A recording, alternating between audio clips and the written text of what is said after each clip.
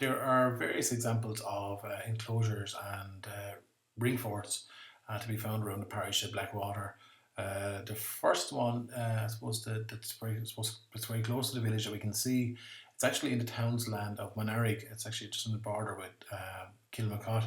And if we click on the historic maps, when we zoom in here, we can see you'll see the ring fort, or Raheen as they're called in this part of Wexford. These were early enclosures, probably 7th to 8th centuries, one dates from.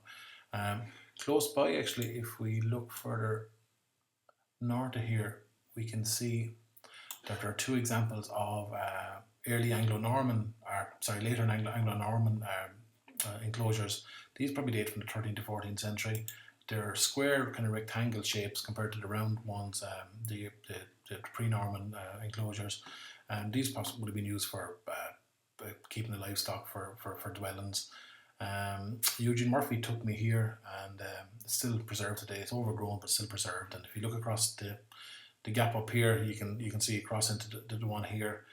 There's a kind of common kind of story which is kind of repeated around the country, is that if you stand in one, you can count three.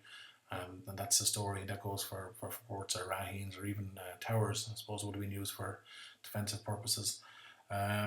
One of the things that Eugene said was in the 1937 the school's folklore scheme was that there was a mention of this particular house here, and it said that the door was always being knocked off, the back door was always being knocked off the hinges, and the kind of story goes was that the fairies were crossing into the fort, and anything they got in their way, they knocked it down. And that's a kind of common kind of repeated story as well you get around the country, where a house would be built between two forts or two raheens, and there'd always be kind of bad luck brought to the house. Now again, that's the story. But an earlier Norman moat can be found further north again.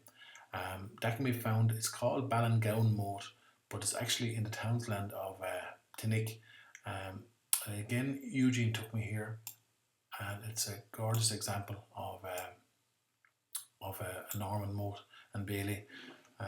If we just zoom in here, we can see it.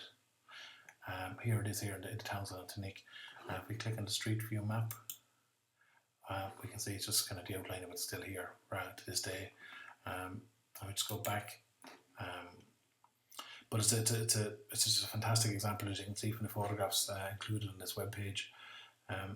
There are different examples of Anglo, or other examples of Anglo-Norman moats as well, found around the village. There's one in Inch, and it's not the kind of common one that everyone calls. It's on the Inch Road there across from the Caravan Park.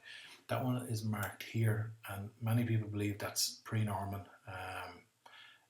The mound itself is probably just a natural deposit, but on top of it, definitely there would have been some form of settlement there, because the views, it just commands such a view of the area. From when you're standing there, you can see down as far as Rosslare, right up as far as Mount Leinster. The other Norman moat is further down in the land here down here in Inch. Again, what I do is there's probably some, if you're looking yourselves in your own time, you'll see that some are still there, but more have kind of disappeared due to, I suppose, developments in farming. So if you want to have a look yourselves, just have a visit of the OSI maps, and it's osi.ie, and you can have a little look yourself and spend your own time browsing.